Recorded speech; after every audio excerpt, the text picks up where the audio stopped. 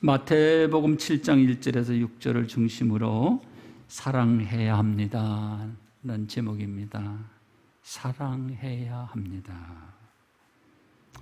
이 세상을 살아가는 인간이라면 크든 적든, 많이 가졌든 적게 가졌든, 많이 배웠든 적게 배웠든, 큰 사람이든 작은 사람이든 콤플렉스는 다 있다고 그래요.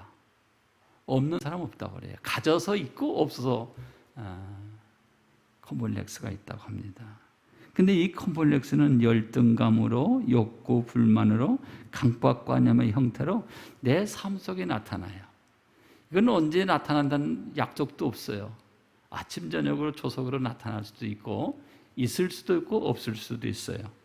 근데 이 세상의 성인들, 아주 훌륭한 사람들을 소개하면 여러분들이 다 잘 알 겁니다. 소크라테스, 시저, 잔다르크, 미켈란젤로, 루터, 파스칼, 폴테르, 모차르트, 뉴턴, 루소, 베토벤, 게테, 바이런, 칸트, 나폴레옹, 하이네, 쇼펜하우어, 바그너, 비스마르크, 토스토예프스키, 니체, 니켈 등 이 사람들은 천재적인 사람들이에요. 열거한 사람들, 이 사람 외에도 많은 사람이 있는데 열거한 이 사람들이, 세계 많은 사람들이 말할 때 그들은 천재다. 근데 천재인 이 사람들에 대해서 정신 분석을 해보았더니 독일의 학자가 천재들 90%가 육체적 결함이 있었다. 이렇게 우리가 평가하는 천재적이라고 말하는 90%가 육체적인 결함이나 정신적인 결함, 생활에 여러 가지 결함들이 있더라는 거죠. 우리가 생각할 때는 왜 그렇게 훌륭한 사람들이라고 말하는 그 사람들에게도 이러한 약점이 있어서, 이런 콤플렉스가 있어서 그들이 힘들어했을까 하는 그런 마음을 갖게 됩니다.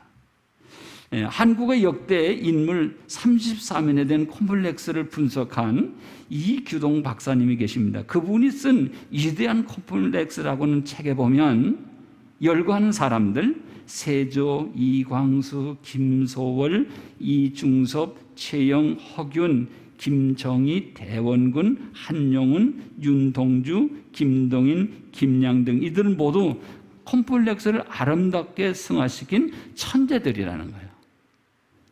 그 말은 무슨 말이냐면 나에게 나타날 수 있는 그 콤플렉스를 잘 활용한 사람들이라는 거예요. 건강이 콤플렉스가 될 수도 있고요. 때론 명예감 콤플렉스도 될 수 있지요. 때로는 요새 코로나라고 하는 이것이 콤플렉스가 될 수 있습니다.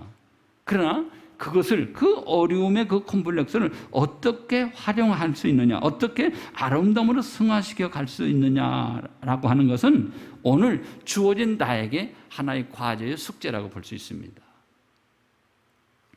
이런 이야기를 여러분들에게 드리고 싶어요. 벼랑 위에서 풀을 뜯고 있는 염소를 올려다본 늑대가 말해요. 이렇게 말합니다. 저쪽 아래 넓은 초원에 네가 먹을 수 있는 싱싱하고 맛있는 풀이 많아. 그래서 나와 함께 가서 먹지 않을래? 그 말을 들은 염소가 생각해 보니까 늑대의 속마음이 읽혀지는 거예요. 그러니까 염소가 그에게 이렇게 말을 했답니다. 초원에 내가 먹을 음식은 많을지 몰라도 늑대가 먹을 음식은 없다는 것을 나는 알거든. 교활한 술책이죠. 오늘도 우리를 이렇게 유혹합니다. 염소와 같은 우리들을 세상의 여러 가지 환경과 조건 속에서 우리를 유혹합니다. 때론 달콤한 말로, 때론 달콤한 작전으로, 때론 그럴듯한 이유들을 대면서 우리를 사악한 모습으로 우리를 끌어들이려고 합니다. 오늘 우리들이 살고 있는 이 세상은 콤플렉스와 위험이 참 많습니다. 이런 것들로부터 자유하거나 예의는 없는 것 같아요. 정도와 시기의 차이가 있을 것뿐이지, 그러나 극복하지 못해서 상처와 실패의 수렁에 빠진 사람들이 너무나 많습니다. 우리가 꼭 정신을 차리고 기억해야 될 거 있어요. 이 코로나로 인해서 넘어지는 사람이 있는가 하면 이 코로나로 인해서 일어나는 사람이 있습니다. 우리 성도님들은 일어나기를 축복합니다. 일어나야 됩니다. 일어날 수 있습니다. 앉아있지만 일어날 수 있습니다. 하나님이 우리와 함께 하시고 하나님이 우리를 붙드시고 우리에게 넘치는 그런 컴플렉스가 있어서 그 컴플렉스가 우리를 위협하고 있다 하더라도 그런 수렁에 빠지지 아니하고 오늘 우리는 일어날 수 있다고 하는 그런 신앙의 성도들이 되셔야 합니다. 우리는 잘 극복하고 도약의 기회로 삼아야 되겠습니다. 이 시대가 지나갑니다. 코로나 시대가 지나갈 것입니다. 언젠가 지나갑니다. 지나간 그 후에 우리는 이렇게 말할 수 있어야 됩니다. 나는 그때 그 콤플렉스에서 나는 일어났어. 아멘. 그런 신앙이 믿음의 사람들이 되실 수 있어야 됩니다. 그래서 이기가 축복이 될 수 있어야 하겠습니다. 인생의 늑대가 득실거리는 위험한 세상에서 생존하는 것은 물론 성도다운 삶을 실천하여 하나님께 영광을 돌려야 되겠습니다. 눈물 없는 사람이 어디 있겠어요? 다 눈물이 있습니다. 이전에 목사님을 중심으로 장로님과 여러분들의 모든 분 한 분 한 분을 다 개인적으로 조사를 해보면 문제 없는 산 하나도 없어요. 저에게도 문제가 있어요. 목사님에게도 문제가 있어요. 그 말은 무슨 말이냐면 편안한 사람은 한 사람도 없다는 거예요. 어떻게 보면 한두 명 예의일 수는 있겠어요. 그러나 주님 위에는 인간이라고 하면 다 고난이 있는 거예요. 다 역경도 있고 슬픔도 있고 절망도 있다는 사실입니다. 그래서 우리가 이 세상을 미움으로만 살 것이 아니라 두려움으로만 살 것이 아니라 실망으로만 살 것이 아니라 절망으로만 살 것이 아니라 우리는 어떻게 사랑의 삶을 살아야 되겠다. 오늘 제목이 그럽니다. 사랑해야 합니다. 아멘. 우리 이웃과 함께 그런 인사 한번 나누죠. 사랑해야 합니다. 아멘. 사랑해야 합니다. 사랑하지 않으면요 살 수가 없어요. 하나님이 나를 사랑해 주시지 않으면 내가 어떻게 살 수 있겠어요? 저는 지나간 주간에 짤막한 문자 메시지가 저에게 이렇게 전달이 됐어요.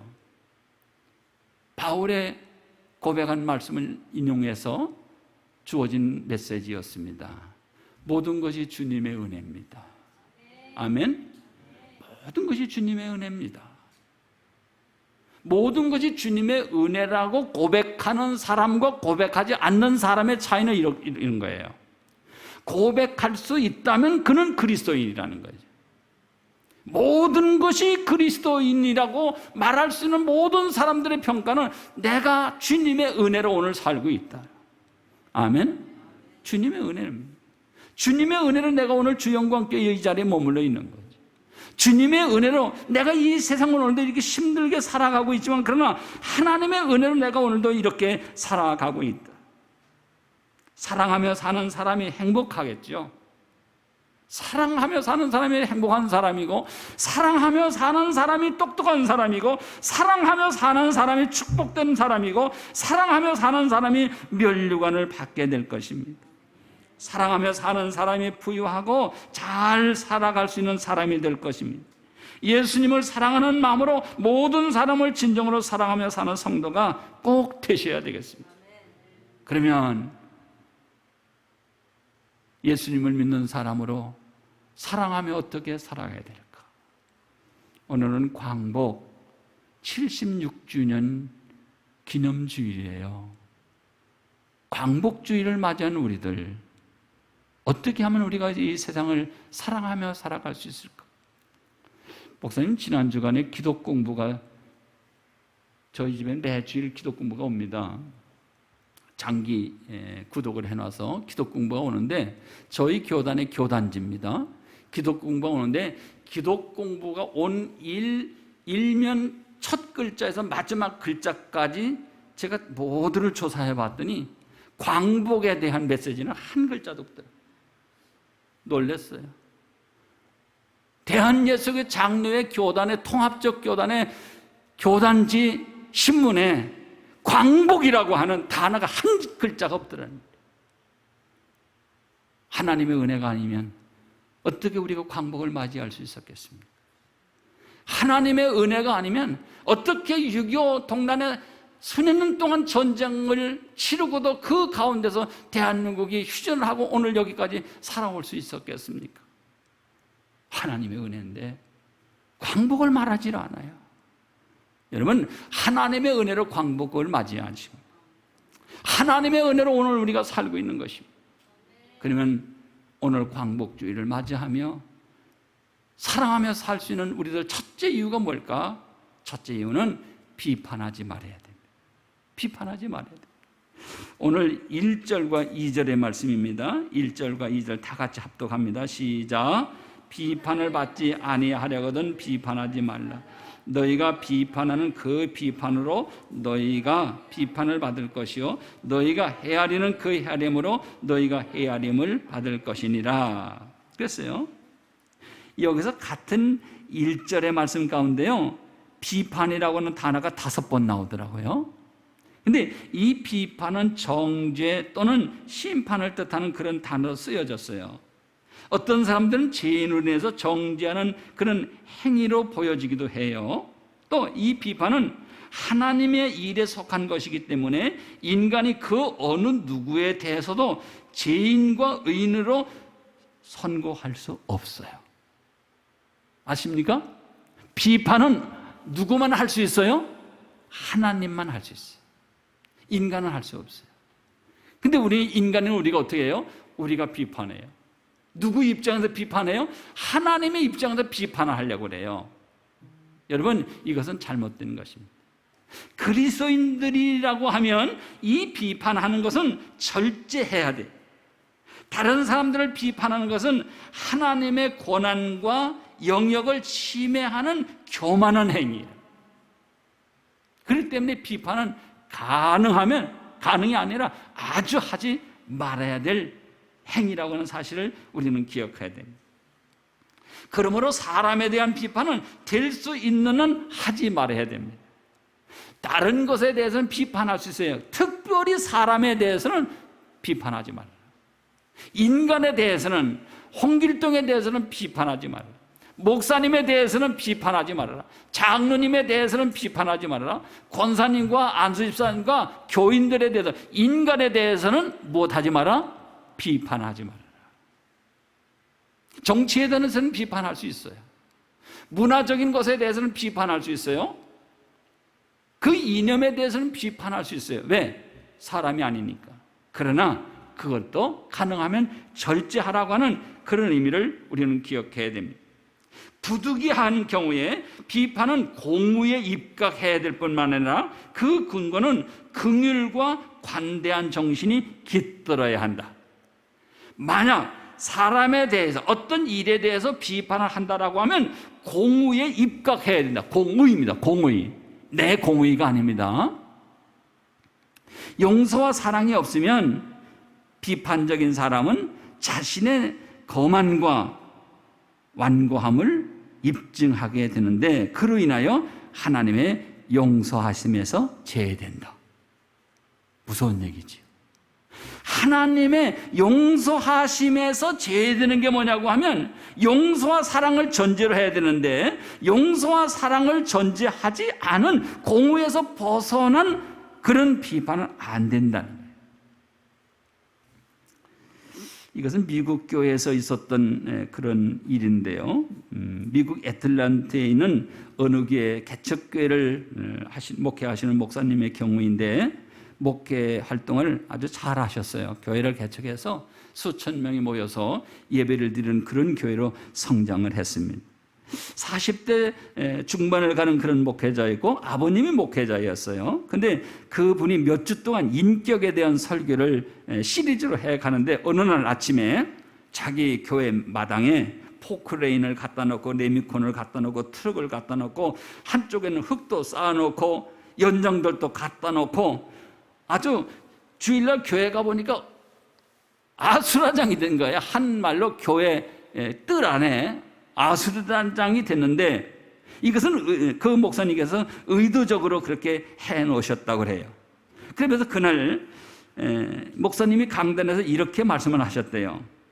공사 중에는 불편함을 느끼는 것이 당연합니다. 하나님은 지금 우리의 인격을 빚으시며 내면을 새롭게 만들고 계십니다. 지금 우리는 모두 공사 중인 상태입니다. 그러므로 우리는 다른 사람들에게 불편을 끼칠 수밖에 없습니다. 따라서 서로에게 참고 인내해야 합니다. 아멘. 지금은 공사 중입니다. 의미 있습니다. 지금은 주영광교회가 공사 중입니다. 어수선합니다. 인내해야 합니다. 지금은 여러분들의 인생을 하나님께서 공사 중에 계십니다. 아멘. 그래서 내가 좀 참아야 됩니다. 나에게 왜 이렇게 어려움이 많아? 나에게 이런 포크랜도 있고 왜 이렇게 네모컨도 있고 트럭도 있고 연장들도 쌓여있고 흙도 이렇게 쌓여있어 라고 생각하지 마시고, 하나님은 오늘도 그런 환경 속에 머물러 있는 나를 지금 공사하고 계시다. 지금 하나님께서 하나님의 일을 하고 계시다는 거죠. 하나님께서 여러분들을 여러분 되어지게 하기 위해서 오늘도 일하고 계시다. 누가? 하나님께서 나를 위해서 일하고 계시다. 하나님께서 포기하지 아니하시고 계속해서 공사해 주시는 하나님이라는 사실을 기억하며 감사하셔야 됩니다. 아멘. 여러분 그렇게 믿으십니까?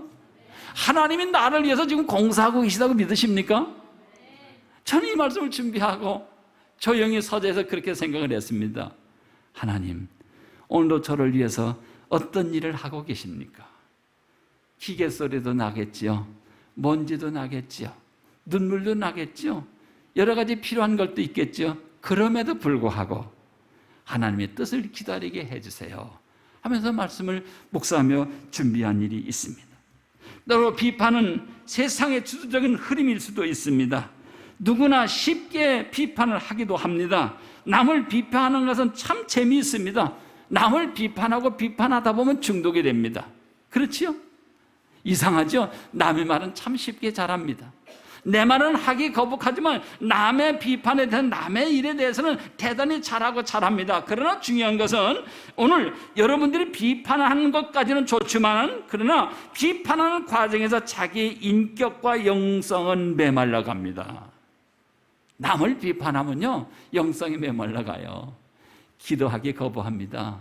말씀 보기를 거북합니다. 그리고 하나님의 은혜를 사모할 마음이 사라집니다. 왜? 강팍해지니까. 마음이 강팍해지고 생각이 강팍해지고 삶이 강팍해지다 보니까, 그리고 자기가 교만해지다 보니까 강팍해짐을 느끼게 됩니다. 우리가 비판만 해서도 안 될 뿐만 아니라 훌륭한 사람으로, 축복받는 사람으로 살아가기 위해서는 늘 조심할 게 있습니다.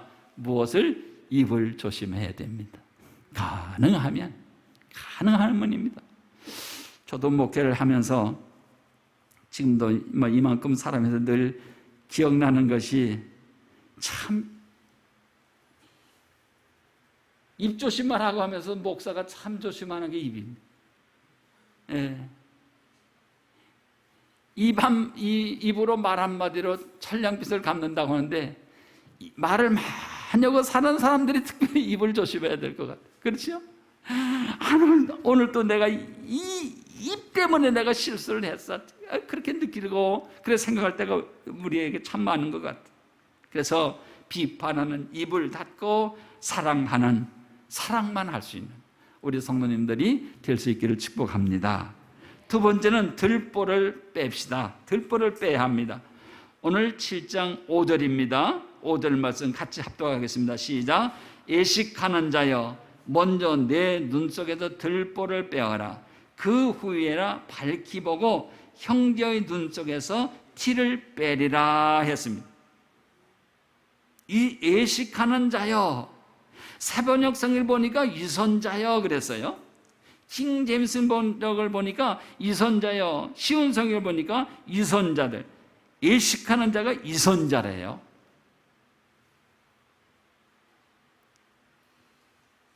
예식하는 자여, 내 눈 속에서 들보를 빼어라.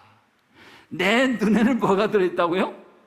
내 눈 속에는 들보가 들어있는데 상대방의 눈 속에는 티만 본다는 거죠.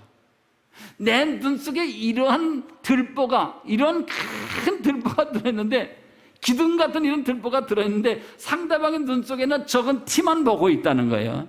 이게 제대로 보는 게 아니죠. 그 들보 때문에 티가 보이겠어요? 근데 성경에서는 아주 강한 표현을 해요. 형제의 눈 속에서 티를 빼리라. 그 후에 내 눈 속에서 들보를 빼어야, 티는 아주 작은 거잖아요. 아주 중요하지 않은 하나의 흠일 수 있어요. 티와 같은 이 잘못은 그렇게 큰 피해를 안 줘요. 티가 피해를 많이 주겠어요? 들보가 피해를 많이 주겠어요? 들보가 피해를 많이 주겠죠. 그러니까 상대의 눈 속에 있는 티는 나에게 큰 상처를 주지 않지만 내 눈 속에 들어있는 들보는 상대방에게 그만한 피해를 줄 수 있다는 거죠. 그래서 날마다 우리는 이 들보를 빼어서 어떻게 보면 작은 티로 바꿔가는 그런 삶, 그런 영성이 있는, 그런 믿음이 있는 그런 삶을 사는 우리들이 되어야 될 것 같습니다. 오늘 본문에서 티가 자신의 가장 큰 허물이나 잘못으로 상징되어 있어요. 들보는 티가 의미하는 것과는 대조적으로 전체적인 진리를 거스리는 만큼은 큰 허물을 말합니다. 여러분, 허물이 있다면 상대에게만 허물이 있나요? 나에게 허물이 더 많아요. 근데 나의 허물은 드러내려고 하지를 않아요. 근데 상대편의 허물은 드러내려고 해요. 자, 우리 대한민국이 70 해방 이후에 76년을 살아오면서 오늘 우리 문화권에서 가장 힘들고 어려운 것이 뭐냐면 이질감이에요. 이질감. 왜 그렇게 됐는지 모르겠어요. 어떤 문화가 들어와서 그런지는 모르겠지만 이질감이 너무나 큰 것 같아요. 그러니까 어떻게 보면 갑과 을로만 이렇게 만들어 놓은 것 같아요. 흑과 백으로만 이렇게 만들어 놓은 것 같아요. 사람도 사람인데 흑이 있고 백이 있는, 이렇게 딱 갈라 놓은 것 같아요. 문화도 그런 면이 많이 보이고요. 사회적인 전반적으로 우리에게 나타나고 있는 그러한 보이지 않는 어떤 선이 지나치게 이념적으로 흑과 백으로 갈라져 있는 것 같아요. 이런 것을 보면서 오늘 우리들이 꼭 기억해야 될 건 뭐냐고 하면 이 본문에서 추구하는 그 목적은 뭐냐? 타인을 정죄하거나 심판하는 데 온 관심이 집중되어서 잘못되어짐으로 빠져가고 있어. 그래서 잘못된 그런 과정으로 가고 있다고는 사실을 우리들에게 교훈해주고 있는 것이죠. 이기적이거나 양심이 막지 못하면 다른 사람의 영적 조언자가 되는 것은 금해야 돼. 때론 우리들은 이렇게 룰을 범할 때가 있어요. 자기에 대해서는 굉장히 관대합니다. 자기에 대해서, 자기의 약점에 대해서, 자기의 허물에 대해서는 관대한데 상대편의 약점에 대해서는 용서 없는 사람들이 있어요. 그건 좀 제거해야 될 것 같아요. 너는 그래서 안 돼 그러거든요. 아니, 너는 그래서 안 되고 나는 그래서 되는 것입니까? 그렇지 않잖아요. 너는 흰 옷을 입어야 돼, 나는 검정 옷을 입어야 돼, 그러는 건 아니잖아요.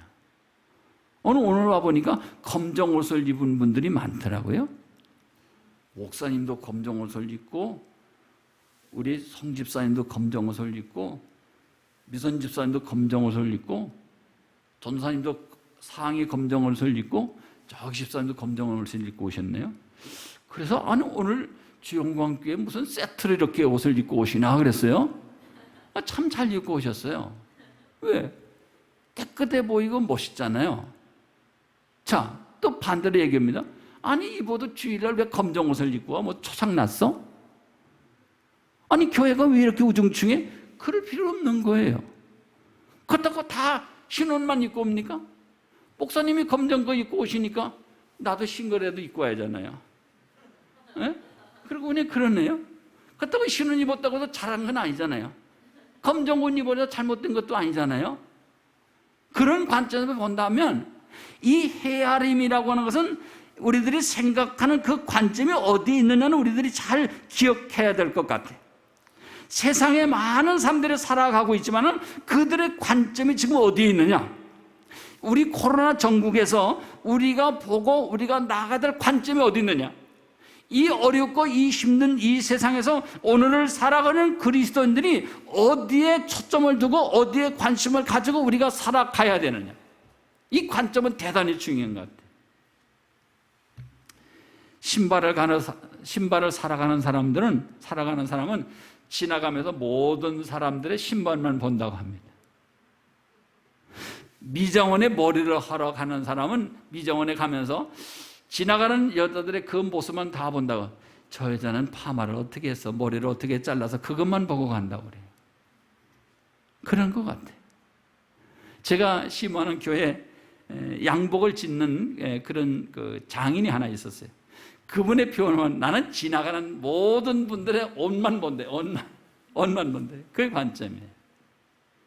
여러분 성도님들, 오늘 교회 거룩한 주일 교회 오셨어요. 거룩한 주일 교회 오신 여러분들의 관점은 어디입니까? 여러분들의 관점은, 세상에 사는 여러분들의 관점은 세상에서 그리스도인으로서 무엇을 보고 어떻게 생각하고 어떻게 우리들이 이 이상을 가지고 살아가느냐, 그 관점을 믿는 사람들이 믿는 사람으로서 관점을 가지고 살아가야 될 것 같아요. 세상은 험합니다. 세상은 어렵습니다. 세상은 고난도 있습니다. 세상은 절망도 있습니다. 그러나 이 세상에서 믿는 사람들의 선택의 기준은 어디에 두느냐? 주님께 두셔야 됩니다.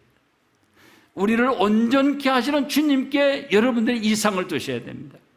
여러분들이 오늘도 인도하시고 지키시고 보호하시고 섭리하시는 그 주님을 바라보며 위에 표대를 향해서 나아가셔야 됩니다.